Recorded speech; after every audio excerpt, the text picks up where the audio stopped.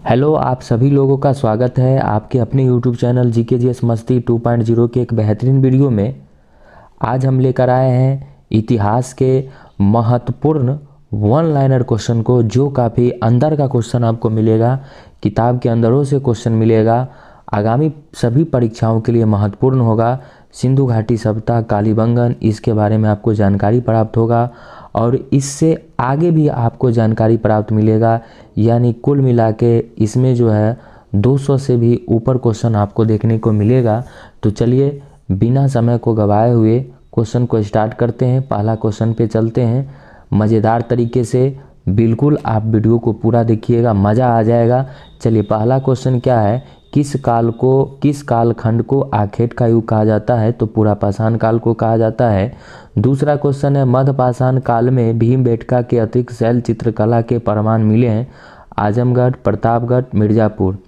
कालीबंगन किस प्रदेश में है? तो राजस्थान में है और लोथल गुजरात में है। ईंटों की कृत्रिम गोदी डाकयार्ड वाला एकमात्र सिंधु स्थल लोथल है। बिना दुर्ग की एकमात्र सिंधु नगर कौन सा है? तो चहुंदरो है। सिंधु घाटी सभ्यता की विशाल स्नानागार पाया गया मोहनजोदड़ो। अगला क्वेश्चन देखिएगा, बहुत ही मज़ेदार क्वेश्चन है। रोपर, कालीबंगा, लोथल एवं बनमाली कौन सा शहर से गुजरता है? लोथल।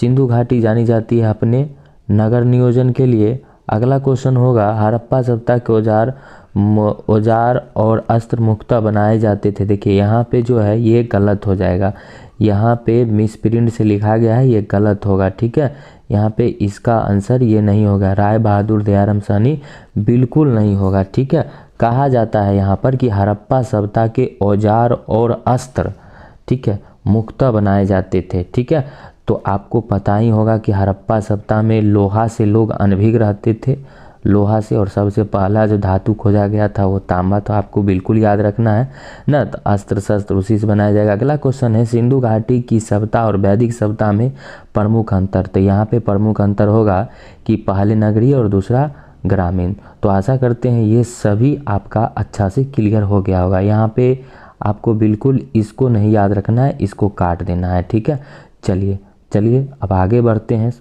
बिल्कुल मज़ा आ जाएगा। ये सारे वीडियो को देखिएगा, हमारा जितना वीडियो है सारे वीडियो को देखिएगा, ज़रूर मज़ा आएगा, आपको याद भी होगा।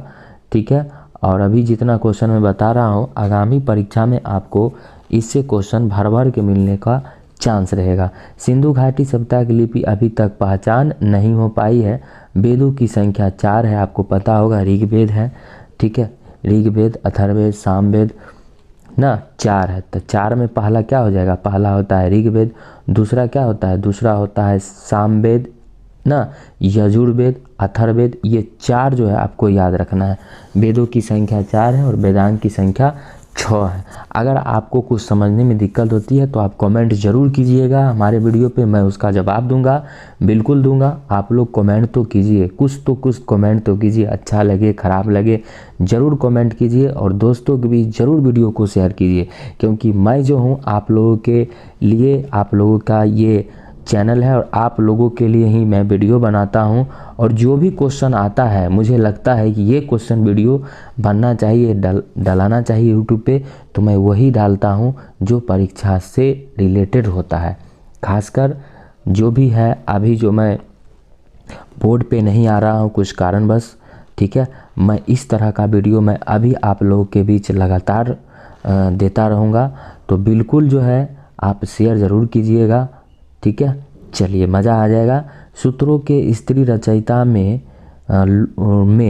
ये जो है आपका क्या है? लोपामुद्रा, घोषा, सच्ची, पलोमी, हाँ, और काक्षवृत्ति प्रमुख है सूत्रों के स्त्री रचनाओं में। ठीक है, और वेदों की संख्या आपको याद है, वेदांग की संख्या आपको याद है। ठीक है, ऋचाओं की संख्या, उपनिषद की संख्या 108 होती है, ऋचाओं की संख्या 10,462 होती है। बोगज कोई एशिया माइनर में प्रांत 1400 ईस्वी पूर्व के अभिलेख में किसका वर्णन है? तो इंद्र, वरुण, मित्र और नैतस्य जैसे देवताओं का।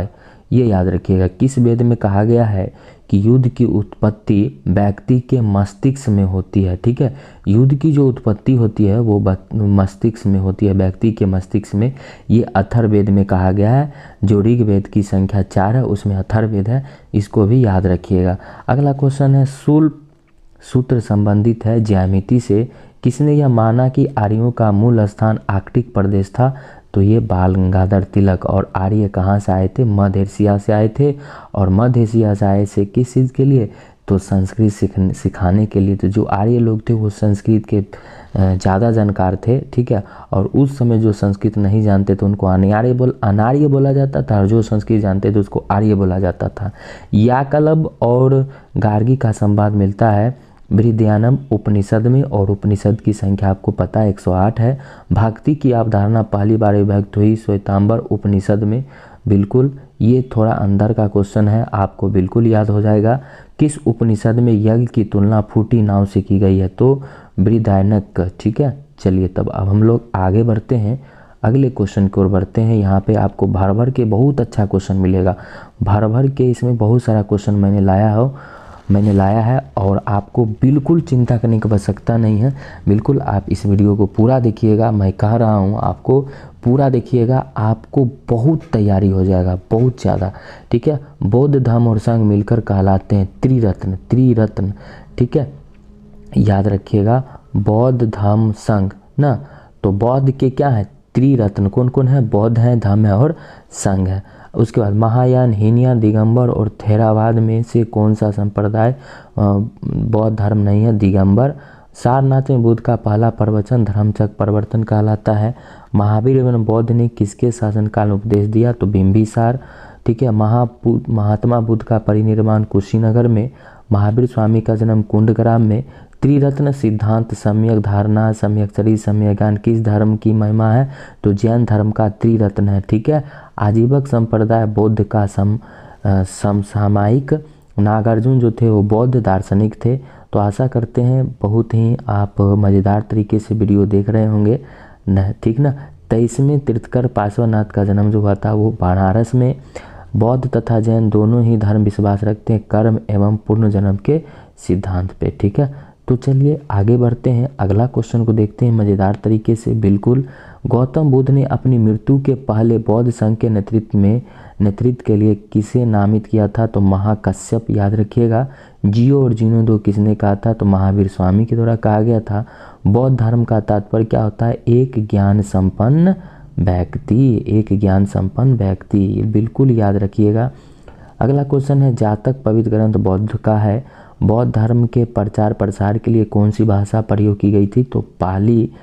मगध की प्रथम राजधानी कौन सी थी? तो गिरिब्रज यानी राजगिरी।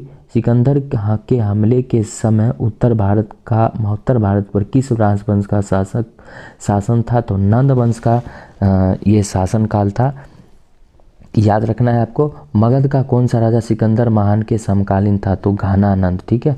कौन था? घनानंद। बहुत ही ये जो है चैप्टर है बाह्य एक तरह समझिए, और चैप्टर का जो निचोड़ है वो सब है इसमें बताया गया। आप लोग बिल्कुल निचोड़ दीजिए, नींबू की तरह निचोड़ के इसको पी जाइए ना, पूरे याद हो जाएगा, ठीक है। चलिए अगला क्वेश्चन है, किस शासक द्वारा सर्वप्रथम पाटलिपुत्र राजधानी के रूप में चयन किया गया?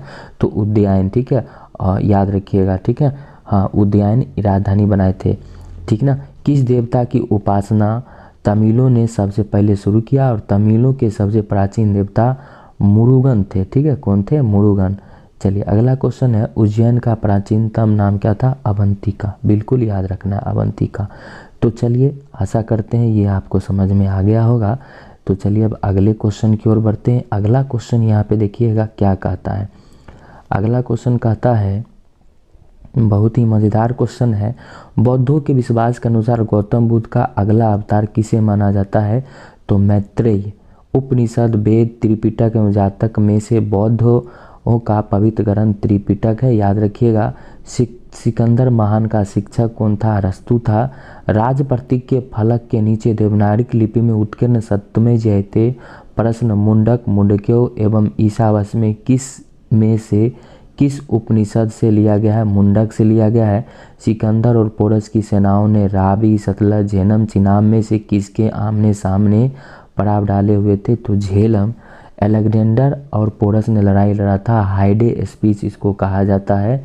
देवा यानी नर्मदा नदी का उल्लेख किस ग्रंथ में मिलता है? तो ऐतरेय ब्राह्मण में, ठीक है। अगला क्वेश्चन होगा, ठीक है, आप लोग को पता होगा योग दर्शन के प्रतिपादक जो हैं वो पतंजलि हैं। कपिल मुनि द्वारा प्रतिपादित दार्शनिक प्रणाली सांख्य दर्शन है। शिक्षण संबंधी समस्याओं का वर्णन किस ग्रंथ में है, तो उपनिषद में है, और उपनिषद की संख्या 108 है। बिल्कुल आप लोग को याद रखना है। अगला क्वेश्चन है, अशोक के धम्म नीति का शासन सिद्धांतों का उल्लेख किस शिलालेख में है, तो सिद्धांतों का जो है 11वें शिलालेख में है। शुंग वंश का संस्थापक पुष्यमित्र शुंग, याद रखिएगा। भारत के सबसे प्रसिद्ध शक शासक कौन थे, रुद्रदामन प्रथम। प्राचीन हिंदू विधि का लेखक किसे कहा जाता है, तो मनु को कहा जाता है। और मेगास्थनी ने भारतीय समाज को कितनी श्रेणियों में बांटा, 7 श्रेणियों में बांटा, इसको याद रखिएगा, ठीक है। 16 महाजनपदों की सूची उपलब्ध है अगुंतर निकाय में, किसमें, अगुंतर निकाय में। किसने यूनानी लेखकों के सेंडोकोटस का समीकरण चंद्रगुप्त मौर्य से किया है, तो विलियम जोन्स, ठीक है। और विलियम जोन्स ने 1784 में एशियाटिक सोसाइटी ऑफ बंगाल की क्या किए थे, स्थापना किए थे। मगध वो अंतिम शासक बृहदत्त की हत्या सेनापति पुष्यमित्र शुंग के द्वारा किया गया था। अगला क्वेश्चन देखते हैं। अगला क्वेश्चन है, मालवा गुजरात एवं महाराष्ट्र किस शासक ने पहली बार जीता, तो चंद्रगुप्त मौर्य। किस पुस्तक की तुलना मैकियावेली के प्रिंस से की जा सकती है, तो कौटिल्य का अर्थशास्त्र। आप जानते होइएगा कौटिल्य कहिए या विष्णुगुप्त कहिए, ठीक है, तो आपको ये याद रखना है, ठीक है। कौटिल्य या विष्णुगुप्त का चाणक्य को ही कहा जाता है, ठीक है। तो चलिए आशा करते हैं कि ये सभी क्वेश्चन जो है मज़ेदार तरीके से आपको समझ में आ गया होगा। चलिए कुछ क्वेश्चन को और पढ़ लेते हैं कुछ क्वेश्चन को। अब है, सौंदरानंद की रचना अश्वघोष के द्वारा किया गया था। किस शहर में अशोक का अभिलेख नहीं है, पाटलिपुत्र में नहीं है। प्राचीन भारत का प्रसिद्ध शासक जिसने अपने जीवन के अंतिम दिनों में जैन धर्म को अपनाया, चंद्रगुप्त मौर्य। अशोक ने बौद्ध धर्म के प्रचार के लिए विदेशों में किसको भेजा था, तो महेंद्र और संघमित्रा को। सातवाहनों की राजकीय भाषा प्राकृत। विक्रम संवत 57 ईस्वी पूर्व। मौर्य के बाद दक्षिण भारत में सबसे प्रभावशाली राज सातवाहन। कनिष्क की राजधानी पेशावर या पुरुषपुर, इसको याद रखिएगा, ठीक है। चलिए अगले क्वेश्चन की ओर बढ़ते हैं। ब्राह्मण एवं बौद्धों की भूमि दान देने की प्रथा किसने शुरू की, तो सातवाहनों के द्वारा शुरू किया गया था।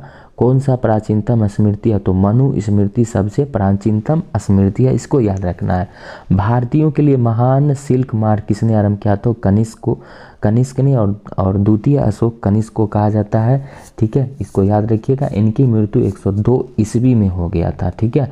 और मैं आपको ये भी बता दूं कि इनके शासनकाल में क्या हुआ था, बौद्ध संगतियाँ भी हुई थी, ये भी याद रखिएगा, चतुर्थ बौद्ध संगतियाँ, ठीक है। शानदार तरीके से मज़ा आ रहा होगा आप लोगों को।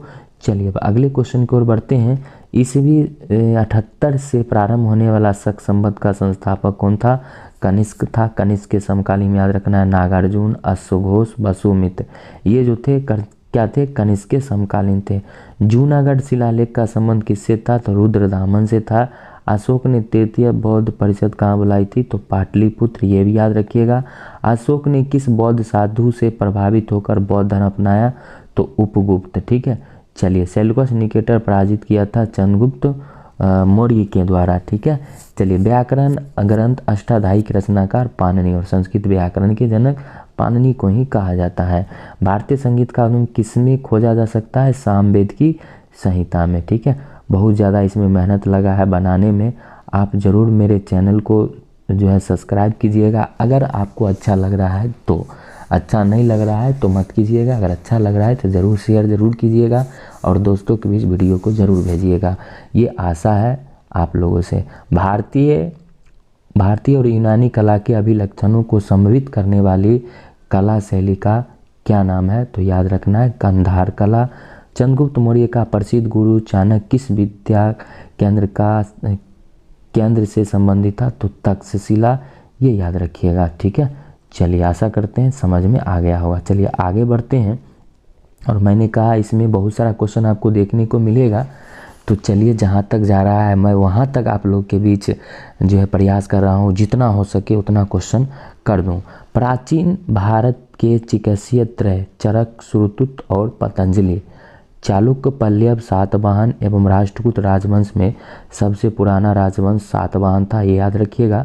कलिंग के विरुद्ध अशोक के अभियान की जानकारी का मुख्य स्रोत निम्नलिखित में से क्या है, तो याद रखिएगा शिलालेख 13। किसने और कब पहली बार अशोक के शिलालेख का अर्थ स्पष्ट किया? 1837 जेम्स प्रिंसेप ने इसको सबसे पहले पढ़ा था अशोक के अभिलेख को, और इसकी खोज जेम्स पेंथेलर 1750 में किया था। राजा खारवेल किसके चेदी वंश के महान शासक थे? कलिंग। सिकंदर की मृत्यु के बाद उसके साम्राज्य का पूर्वी भाग किसके अधीन चला गया? तो सेल्यूकस निकेटर के अधीन चला गया। भारत में प्रथम स्वर्ण मुद्रा किसने चलाई? तो यूनानी ने चलाई। निम्नलिखित शासकों में से किन्हें कविराज कहा जाता था? तो समुद्रगुप्त को कहा जाता था कविराज। अगला क्वेश्चन है, प्रथम गुप्त शासक किसने जिसे महाराजाधिराज की उपाधि से विभूषित किया गया? तो चंद्रगुप्त प्रथम। प्रसिद्ध संस्कृत नाटक नागनंदा और रत्नावली की रचना किसने की? तो हर्षवर्धन ने की। ये याद रखिएगा, ठीक है। चलिए अब अगला क्वेश्चन क्या कहता है? अगला क्वेश्चन कहता है चोल साम्राज्य के संस्थापक विजयालय, ठीक है। वेदांता, मीमांसा, सांख्य, योग, न्याय और वैशेषिक, इन 6 भारतीय दर्शनों के स्पष्ट रूप से अभिव्यक्ति किस युग में? तो गुप्त युग में की गई है। किस लेखक ने सर्वप्रथम सामंत शब्द का प्रयोग अधीनस्थ शासक के रूप में अर्थ में किया है? तो वानभट्ट। जिसके ग्रंथ में चंद्रगुप्त मौर्य का विशिष्ट रूप से वर्णन हुआ वो है विशाखदत्त। किस शासक ने बौद्ध गया में स्थित बोधि वृक्ष को कटवा दिया था? तो ये शशांक था जिसने बोधि वृक्ष को कटवा दिया था। कुतुब मीनार के पास स्थित लौह स्तंभ किस राजा ने बनवाया? तो चंद्रगुप्त तृतीय ने बनवाया। ये याद रखिएगा। चलिए अगला क्वेश्चन है, वराहमिहिर थे एक महान खगोलविद थे, ठीक है। कौन थे? खगोलविद। चीन यात्री फाहियान किसके शासनकाल में भारत आया था? तो चंद्रगुप्त विक्रमादित्य के समय में आया था। चीनी यात्री हैन सांग ने किसके शासनकाल में भारत का दौरा किया? तो हर्षवर्धन के समय में भारत दौरा किया था, ठीक है। चलिए अगला क्वेश्चन को देख लेते हैं आगे, और यह पेज जो होगा आपके लिए आज का लास्ट पेज होगा। इसके बाद मैं पुनः फिर लेकर आऊँगा आपको बीच। राजा हर्षवर्धन के समय की जानकारी के लिए सबसे अच्छा स्रोत वानभट्ट। गुप्त काल के रण अभिलेख से किसकी जानकारी मिलती है? सती प्रथा का। और भी शील भट्टारिका तथा आदि महिलाओं किस काल में कवित्री और लेखिका के रूप में विख्यात थी? तो गुप्त काल। वानभट्ट किस सम्राट के राज कवि थे? हर्षवर्धन। तमिल का गौरव ग्रंथ जीवक चिंतामणि किससे संबंधित था? तो जैन से। अजंता चित्रकाली वह विषय वस्तु किससे संबंधित था? बौद्ध धर्म से। नालंदा विश्वविद्यालय विद्या का एक महान केंद्र था, विशेषतः बौद्ध धर्म, ठीक है। तो इसको आपको याद रखना है, बिल्कुल बिल्कुल याद रखना है। रोमन साम्राज्य के साथ भारत का व्यापार रोम पर किसके द्वारा आक्रमण के साथ समाप्त हो गया? हुनों द्वारा। आर्यभट्ट और वराहमिहिर के सुविख्यात नाम किसके युग के साथ संबंधित है? तो गुप्त वंश। एक महान नाटक कदामिनी का लेखक वानभट्ट। हर्षवर्धन को किसने पराजित किया था? तो पुलकेशिन द्वितीय। ये याद रखिएगा शानदार तरीके से, ठीक है। चलिए अगला क्वेश्चन को देख लेते हैं। रत्नावली, हर्षचरित, प्रियदर्शिका और नागानंद में से किसकी रचना हर्षवर्धन ने नहीं की थी? तो ये याद रखना हर्षचरित। हर्ष द्वारा आयोजित कन्नौज सभा किसके सम्मान में की गई थी? तो हुएन त्सांग। ये सब आपको कुछ नया क्वेश्चन देखने को मिल रहा होगा। कुछ क्वेश्चन है जो आपको लुसेंट सम्मान ज्ञान से भी अलग है इसमें, ठीक है। अजंता की चित्रकला कृतियों में वर्णित कथानक जातक। अजंता कला कृति किससे संबंधित है? गुप्त काल से। गुप्त शासकों की दरबारी भाषा संस्कृत था। गुप्त संवत किसके द्वारा चलाया गया? तो चंद्रगुप्त प्रथम द्वारा। गुप्त काल में किस धातु का सर्वाधिक सिक्का जारी किया गया? सोना। अपनी प्रसार की नीतियों के कारण भारत का नेपोलियन समुद्रगुप्त को कहा जाता था। चलिए नालंदा विश्वविद्यालय की स्थापना कुमारगुप्त, और इसको ध्वस्त किया था किसने? बख्तियार खिलजी ने ध्वस्त किया था, ये भी याद रखना है आपको। सर्वाधिक मात्रा में सोने के सिक्के कब जारी किए गए? तो गुप्त काल में। गुप्त काल में भूमि कर को क्या कहा जाता था? उद्रक कहा जाता था। तो आशा करते हैं सब वीडियो जो है ये जितना भी आपका बना है सभी वीडियो से ये सुपर वीडियो लगेगा आप लोगों को। तो आशा करते हैं कि मेरे चैनल को आप सब्सक्राइब कीजिएगा, अच्छा लगा हुआ होगा तो, और शेयर भी कर दीजिएगा, ठीक है। तो चलिए आज का वीडियो मैं यहीं समाप्त करता हूँ। नेक्स्ट डे में फिर मैं इसे आगे लेकर आऊँगा। जय हिंद, वंदे मातरम।